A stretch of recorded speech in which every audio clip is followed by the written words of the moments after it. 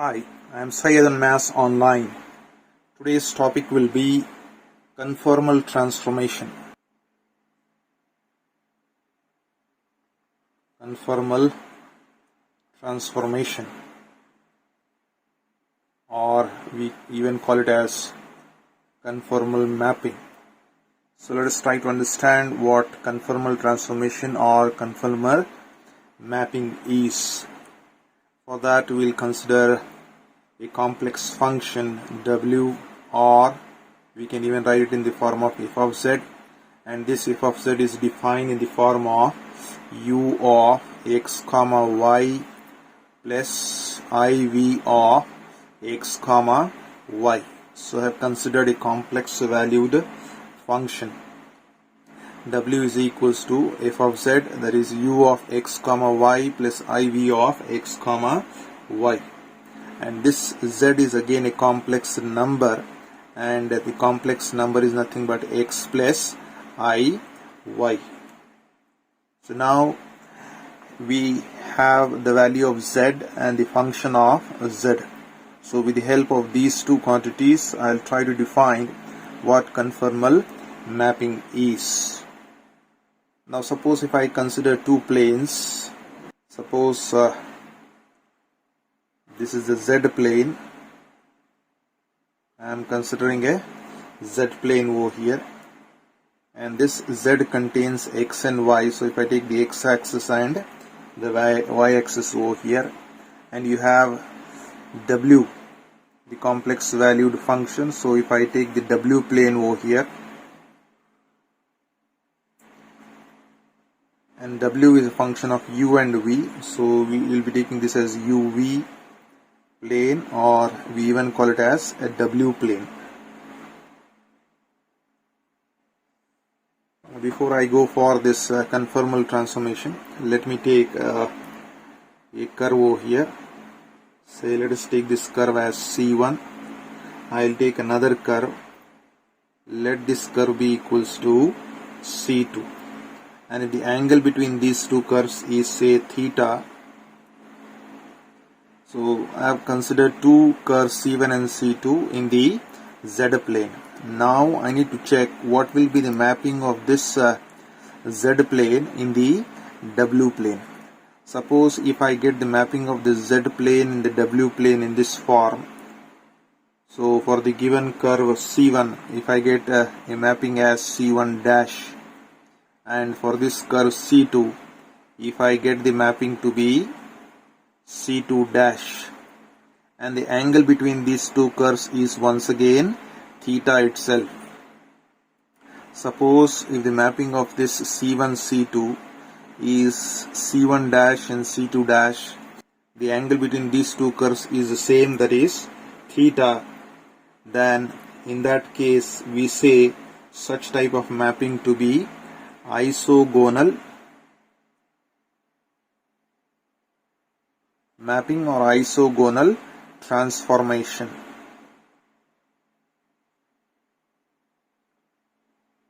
So when you have the angle to be the same in both the planes, then such type of transformation will be called as the isogonal transformation. Now suppose if I consider one more transformation, say this is the Z plane,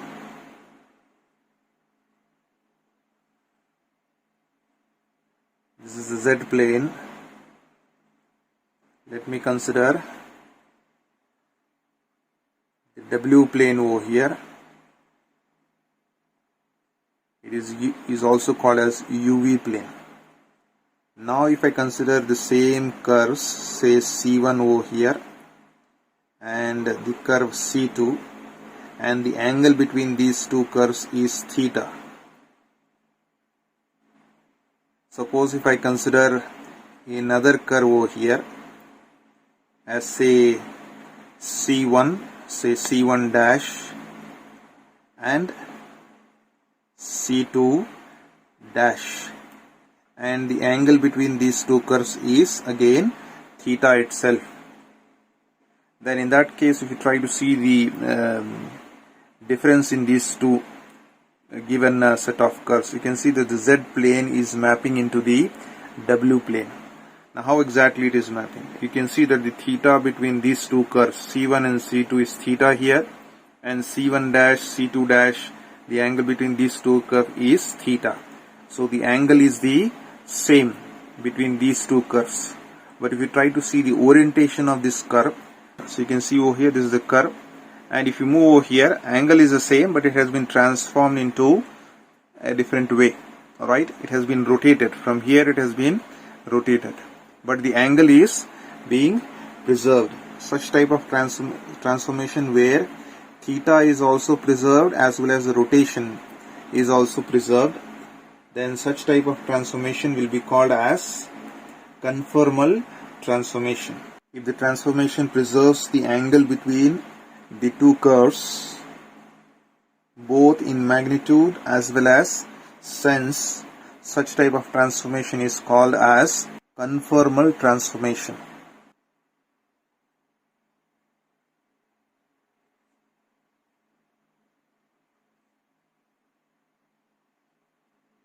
Conformal transformation or conformal mapping. So now we'll try to discuss about some standard conformal transformation. Discuss the transformation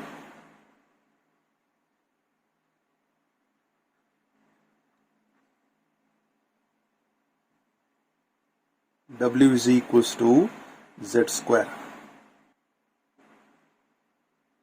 So we know the value of Z, the complex number, as x plus iy, and the complex valued function value we know W to be equals to, it is u plus iv.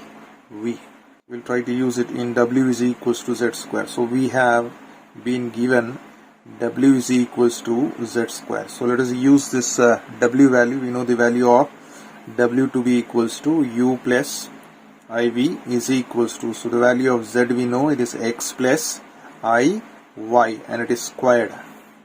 So this is in the form of a plus b whole square. So let us try to expand this one. So it is a square plus b square plus 2 times of a into b.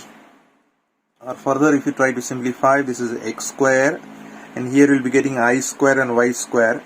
I square value we know it is minus of 1, so we'll be getting minus of y square plus you have 2i x into y. So here you can see on the left hand side and the right hand side you have real and imaginary terms. So we'll try to equate the real and imaginary terms. So equate the real and imaginary terms. Real and imaginary terms. Real and imaginary terms. So the real term will be u is equals to, you have x square minus of y square, and the imaginary term that you have is v value, that is coefficient of I.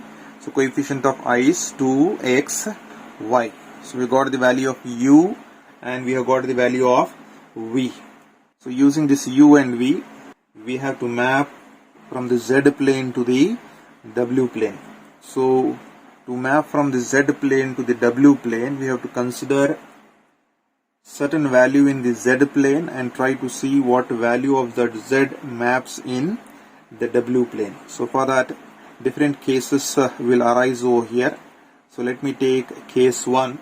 Suppose let us consider say certain value in the z plane. So z plane, suppose if I take x value to be some constant, say c1. So this is the value that I am taking in the z plane. So now I have to see this value how it maps in the w plane. So if x is equals to c1, where this c1 is a constant that I am taking, so let us put this value of x back over here in u. So u will become c1 square minus y square. So c1 square minus of y square. So similarly, you put this value of x to be c1 in v. V will be equals to 2 times of c1 y. So now let us try to eliminate this value of y. So if you want to eliminate this value of y, so from here you can write v cross multiply this 2c, will be getting divided by 2c1 is equals to y. So we got the value of y to be equals to, it is v by 2 times of c1. So just plug in this value back over here. So substitute the value of y in u. So therefore we'll be getting u to be equals to c1 square minus y value is nothing but v by 2 times of c1, and you square that one. So now you can see that this is nothing but c1 square minus of, this is v square divided by, if I square this one, it becomes 4 times of c1 square. Or if you try to simplify this expression, you will be getting the value to be equals to, I will take this v square by 4 c1 squared is a negative value on the other side, we will be getting v square by 4 times of c1 square. So this negative will become positive is equals to, here you have c1 square. So take this u value, the positive value on the other side becomes negative. So minus of u you get, or v square will be equals to, so cross multiply this 4c1 square will go on the other side, becomes c1 square minus of u. Or suppose if I take a negative sign outside, I will be getting minus 4 c1 square times of, because I have taken negative outside, you have the value to be equals to u minus c1 square, right? U minus of c1 square. So this is v square will be equals to minus of 4 c1 square times of u minus of c1 square. Now what does this represent? This represents the parabola. So I started with x is equals to c1 in the z plane. Now I have got the value of v. This value of v square will be in the w plane, and this will represent, if you try to observe this equation represents the equation of a parabola. So this is a parabola in the w plane. It is a parabola in the w plane. The vertex of the parabola is at, if you try to observe here, the vertex will be here c1 square comma 0. So that will be the vertex of the parabola. So it is u minus c1 square, therefore the vertex will be c1 square. In this case it is v square minus 0. If only v square is there, you can take v square minus of 0. So that 0 value will come over here. It is u minus c1 square. So that value will be the vertex over here. So this will be the vertex. And what will be its focus? And the focus of this parabola is at the origin. The focus of the parabola is at the origin over here. So hence we have transformed x is equals to c1 in the z plane to a parabola in the w plane. So I have considered x as c1, but suppose if I take the value of x to be minus c1, negative value, negative constant, in that case what will happen? So if you go back to this equation over here, I have taken x to be equals to c1. So even if I take a negative value over here, if I put the negative value over here, so negative square will once again will be c1 square itself. So once again we'll be getting the same value, right? Same expression you'll be getting. Even if you take y value from here, it will be minus of 2c1, because you are squaring that y value, it becomes a positive value. So you'll be getting the same equation, which means that even if I take x to be equals to minus c1, this will be also mapping to the same parabola. Its vertex is at same c1 square comma 0, and the focus will also be at the origin. It will be a same parabola. Therefore I can just mention that if x is equals to minus of c1 is also transformed transformed to the same parabola. To the same parabola. So the case 1 when I have taken x to be constant. Now let me take case 2.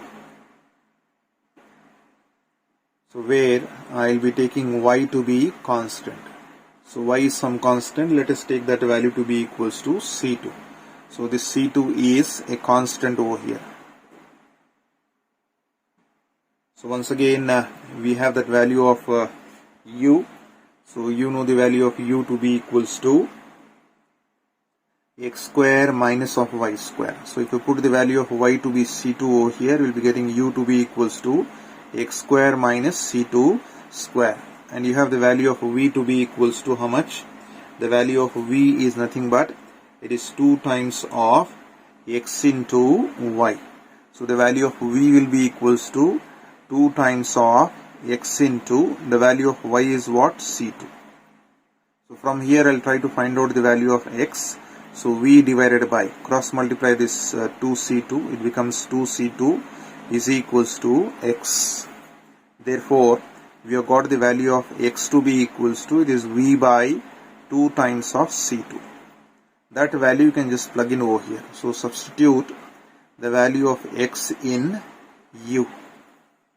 So that becomes u will be equals to x value is v by 2 times of c2 and it is squared minus of c2 square. So you can take this minus of c2 on the other side, it becomes u plus c2 square will be equals to, square this value, it becomes v square by 4 times of c2 square. U plus c2 square is equals to v square by 4 times of c2 square. Just cross multiply, you will be getting 4 c2 square times of this particular value. U plus c2 square is equals to v square. Or if I want to rewrite this one, I can rewrite this as v square will be equals to 4 times of c2 square into u. This plus can be written as minus of minus c2 square. Alright, minus of minus c2 square. So that now if you try to observe over here, it is u minus this value minus c2 square will be acting as the vertex. So this once again will represent the parabola. So this equation represents the parabola. Represents the parabola. What will be the vertex? With vertex. So vertex over here will be, again here you can see u minus of this particular value minus c2 square comma, it is v square minus 0 here. If nothing is there, you can take v square minus of 0. So that will be acting as minus c2 square comma 0 will be the vertex. And the focus will be at the origin. And focus is at the origin. At the origin. Focus is at the origin. Now suppose if I take the value of y to be negative, minus of c2. Even in that case, because this y square is there, so therefore even if I put minus of c2, you will be getting the same value c2 square itself. Once again the same parabola. So which means y is equals to minus of c2 will also map to the same parabola. So this is also transformed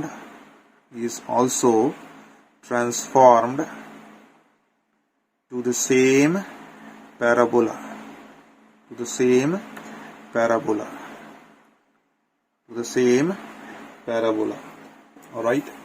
Now we have just seen the theoretical part over here. Now let us try to plot the graphs.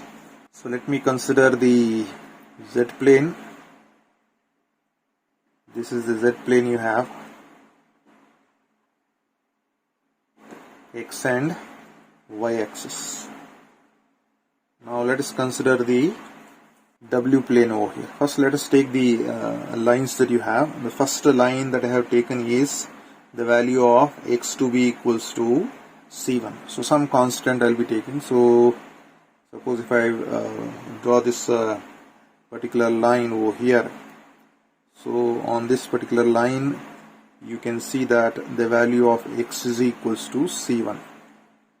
So for this particular line, the case 1 that I have taken, for this particular line, where does the parabola fits in the W plane? Because the curve is symmetric, so I'll be drawing the graph in this form.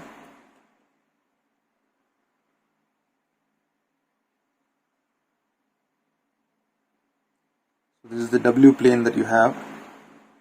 This is the W plane. So this is your U value and this is your V value. For x is equals to C1, we have seen that the vertex is what? C1 square comma 0. So C1 square comma 0 will be on the positive x-axis. Therefore, you will be getting the curve to be in this form, the parabola to be in this form. So this will be our parabola, right? So this is the parabola, and the equation of the parabola, as I have already shown you, it is v square is equals to minus of 4 c1 square times of u minus c1 square. So the vertex over here is nothing but c1 square comma 0. So that is the vertex, and here the focus, however, is the origin itself. So this is the parabola that we have. So for the line x is equals to C1, this is a parabola. Now let us try to check for the line x is equals to minus of C1. So here on the other side, so I don't have space, I'll just draw it here itself. So x is equals to, this is nothing but here, x is equals to minus of C1. Right, x is equals to minus of C1 if you try to consider. For this particular line also, this line will also map in the same parabola, right? So for both these lines, this will be the parabola. Now I'll try to consider for y is equals to C2. So y is equals to C2, some constant over here. So this will be your y is equals to C2. That will be the straight line. For this y is equals to C2, so the parabola once again will be this one. It will be mapping in this way, and the vertex in this case will be minus of C2 square. Minus of C2 square comma 0 will be the vertex, and the origin will be the focus. So this given curve that you have is nothing but v square is equals to minus of 4 C2 square into, it is u plus C2 square. So this will be the parabola with the vertex minus C2 square comma 0, and the focus will be 0 comma 0. Similarly, if I try to take the line y is equals to minus C2, which will be below over here. So if I consider the line, let me extend this one. So here somewhere you will be getting y is equals to minus of C2. Even for this straight line also, it will map into the same parabola as we have seen in the derivation. Alright, we have plotted the lines x is equals to C1, x is equals to minus C1 in this parabola, and y is equals to C2 and y is equals to minus C2 is mapping into this parabola. So hence the z plane is being mapped into the w plane. Now let us consider one more case, that is case number 3. So suppose if I take a circle in the z plane, how does the circle map into the w plane? So we'll try to see that case. So consider a circle, with center as origin, the origin and radius as r, with the center as the origin and radius as r. This will be in the z plane. So if I have this circle in the z plane, how does this circle maps into the w plane? So let us try to see that one. So we know that equation of the circle, equation of the circle mod of z will be r. So this is the equation of the circle with the center as the origin and radius to be equals to r. Or if I try to rewrite this one, z will be equals to, so the equation can be written in the form of r. If I remove this modulus, it becomes e power of I theta. So now we have the curve. So what is the curve we have? W is equals to z square is the curve. Now if I try to substitute this value of z here, it is r e power of I theta and it is squared, right? Or if I try to square this one, it becomes r square e power of, multiply this 2 inside, 2I theta. Or if I try to rewrite this one, I'll try to replace this value of r square to be r. So r square will become equals to r, and let me take this 2 theta to be some, because 2 theta is some angle. I'll replace that angle by say phi. So this becomes e power of 2 theta, I have taken it as 5, it becomes I times of phi.